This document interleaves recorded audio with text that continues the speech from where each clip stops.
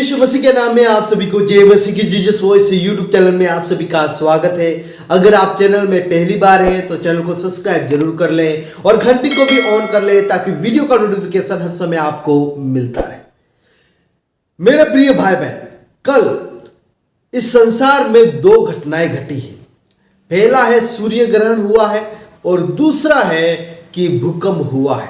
जी हाँ, भूकंप के कारण कई लोग घायल हो गए हैं और लगभग 6-7 लोगों की मौत हो गई है। और ये जो घटना घटी है वो नेपाल देश में घटी है, जिसका असर हमारे इंडिया में भी देखने को मिला। इंडिया में भी भूकंप के झटके महसूस किए गए, लेकिन उसका जो मेन केंद्र बिंदु था वो था नेपाल में।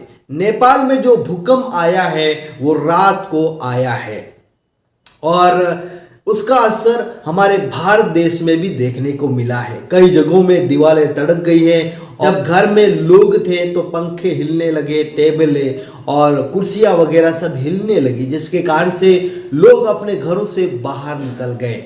भूकंप के कारण काफी लोग घबरा गए और अपने घरों को छोड़ दिया।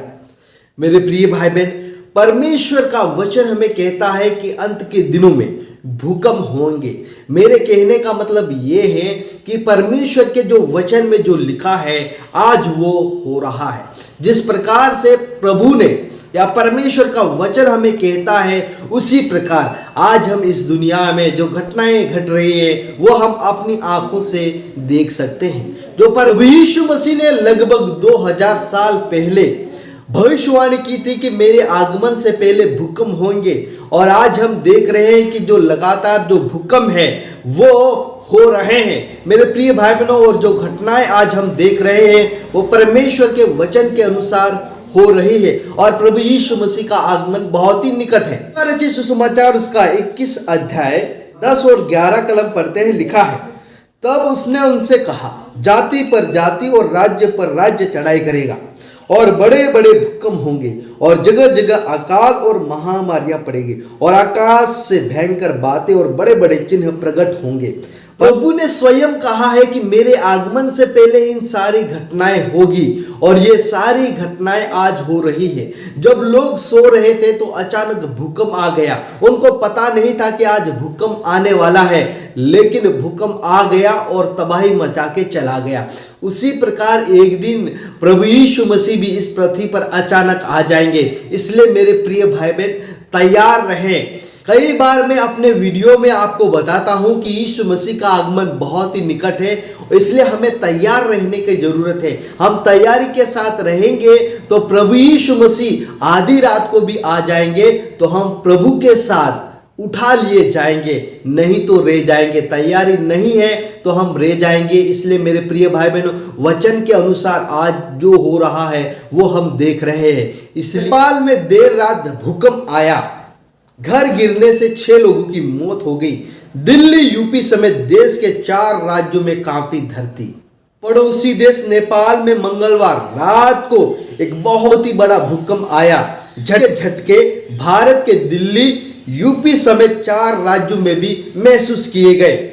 लोग अपने घरों को छोड़कर बाहर निकल गए। नेशनल सेंटर फॉर सिस्मोलॉजी के अनुसार नेपाल में भूकंप 9 नवंबर रात 1:57 पर आया। दोती जिले में घर गिरने से 6 लोगों की जान चली गई और सेना तलाशी और बचाव अभियान में जुट गई है।